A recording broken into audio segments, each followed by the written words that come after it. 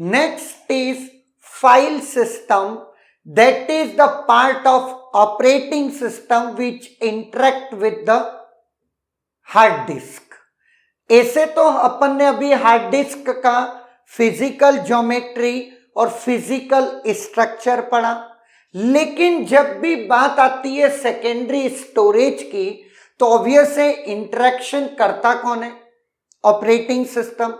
तो operating system का वो पार्ट जो हार्ड डिस्क या सेकेंडरी स्टोरेज से इंटरेक्ट करता है, that is nothing but file system.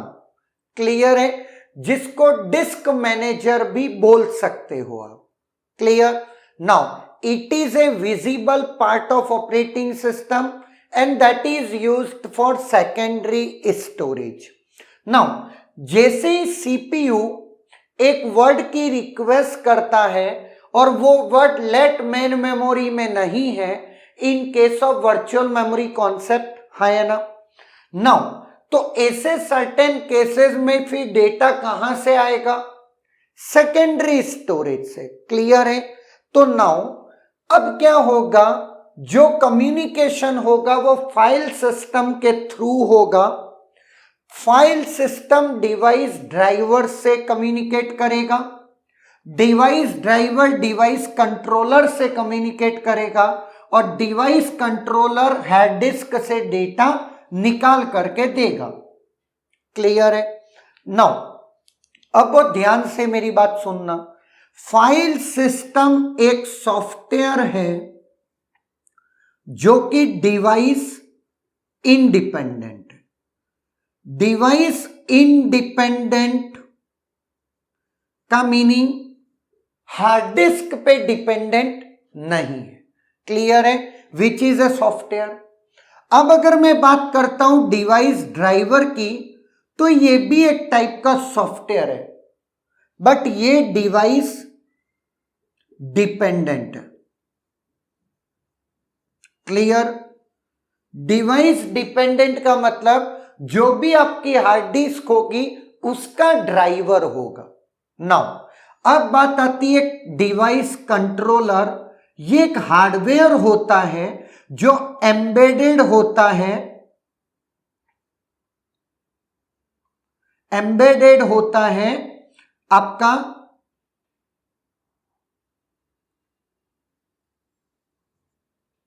किस पे? हार्ड डिस्क पे। क्लियर? नाउ तो जो मार्केट में आपको हार्ड डिस्क मिलती है वो इन दोनों का कॉम्बिनेशन हो, मतलब कलेक्शन होता है। ये अलग से आपको कुछ नहीं होता।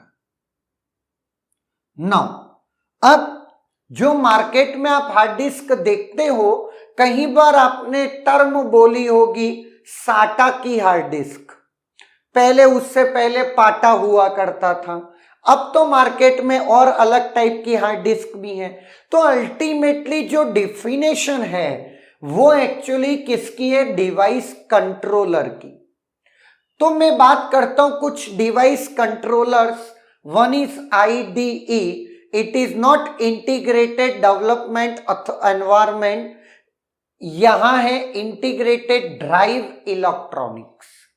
एक है SCSI। SCSI is small computer system interface.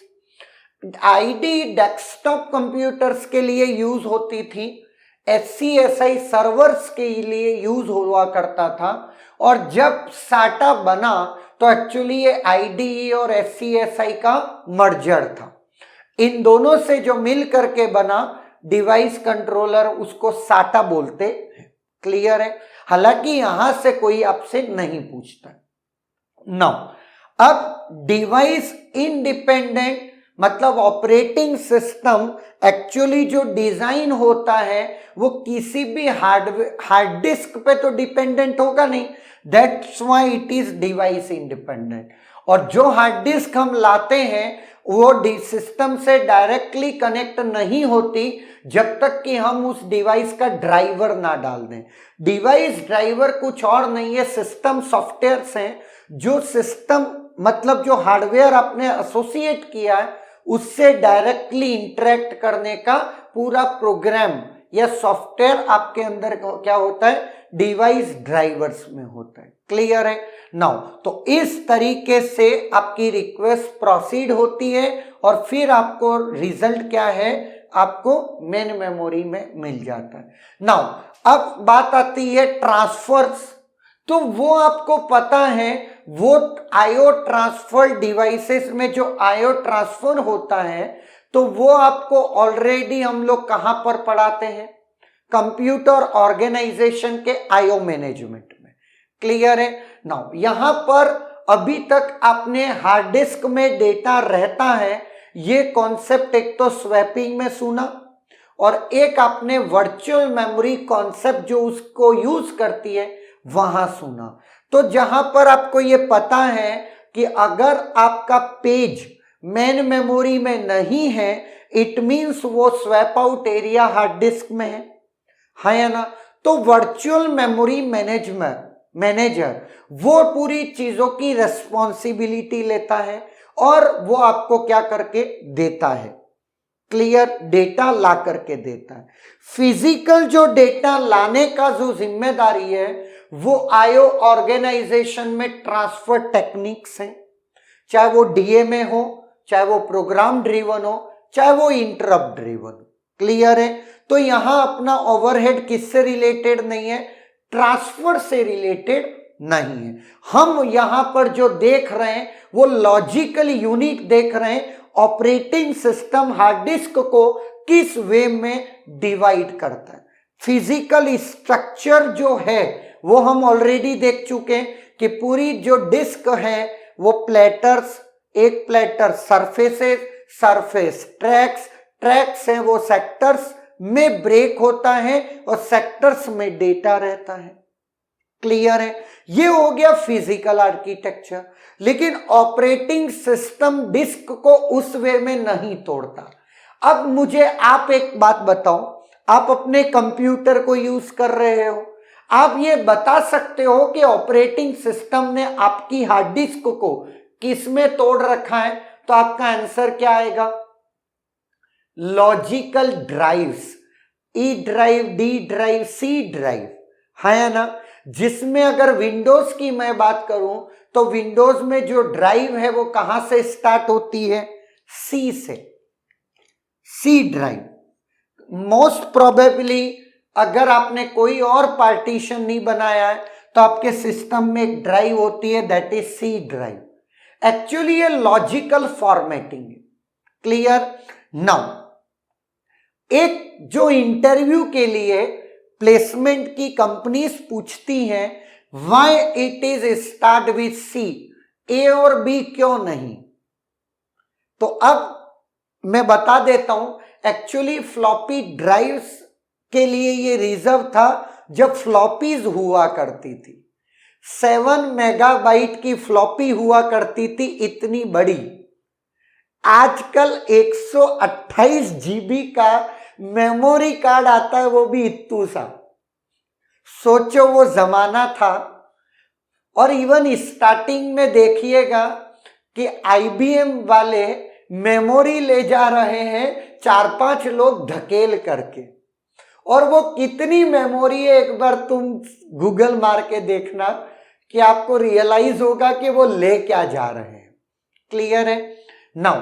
तो सी ड्राइव की शुरुआत इस वे में हुई क्योंकि ए और बी फ्लॉपी ड्राइव्स के लिए रिजर्व्ड था, उस नाम को कभी बदला नहीं गया, तो फिर आपका सी से चालू करा। क्लियर? फ्लॉपी वाला जमाना चला गया। फिर आपके अंदर क्या आने लगी थी? आपकी डिस्क, जो आपकी डिस्क ड्राइव होती है वो लैपटॉप्स में आया करती थी। डीवीडीज जिस पे हम लोग रन करते थे, सीडीज जिसे बोलते हैं। लेकिन अब तो लैपटॉप्स में वो भी नहीं आता, क्योंकि अब हार्डली किसी के पास पुरानी कोई डीवीडीज पड़ी हो तो हो, अदरवाइज अब कोई खरीदता नहीं है। क्लियर है नाउ? तो ये तो हो गया इंटरव्यू के पॉइंट ऑफ व्यू से कि सी की शुरुआत सी मतलब ये सी ड्राइव से क्यों स्टार्ट हुआ। नाउ अब अपन चलते कुछ फाइल सिस्टम्स के बारे में देखते हैं। एक आपने सुना होगा FAT32, FAT16, NTFS, ऐसा नाम सुना होगा। पेन ड्राइव को अगर आप फॉर्मेट करो तो उसका जो फॉर्मेट है वो कैसा होना चाहिए, NTFS। What is NTFS? Clear? तो it is nothing but Windows file system, जो कि file allocation table, that is FAT16, 32, ये अपन लेटर ऑन पढ़ेंगे। FAT32 का मीनिंग क्या है? FAT32 की सीरीज के बाद विंडोज ने फैट को कंटिन्यू ना करते हुए NTFS इंट्रोड्यूस किया, जिसका नाम है new technology file system. Clear? अगर मैं बात करता हूं यूनिक्स सिस्टम की, तो यूनिक्स फाइल सिस्टम UFS, जो कि आपका क्या यूज करता है, एक्सटेंडेड आइनोड स्ट्रक्चर। तो जैसे जैसे हम इस चैप्टर में आगे बढ़ेंगे, देन यू विल रियलाइज कि ये एक्सटेंडेड आइनोड स्ट्रक्चर क्या है, फाइल अलोकेशन टेबल क्या है, डायरेक्टरी क्या है, फाइल्स क्या है, मेमोरी किस तरीके से लॉजिकली डिवाइडेड है, ये सब पूरी कहानी। आप ये मानते चलिए क्वेश्चन तो 2 या 3 जगह से बनता है, बहुत ही सिंपलेस्ट क्वेश्चन डिजाइन होता है, but as a computer science student आपको ये चीजें डेप्थ में आनी चाहिए, ये मस्ट है। Clear? Is there any doubt?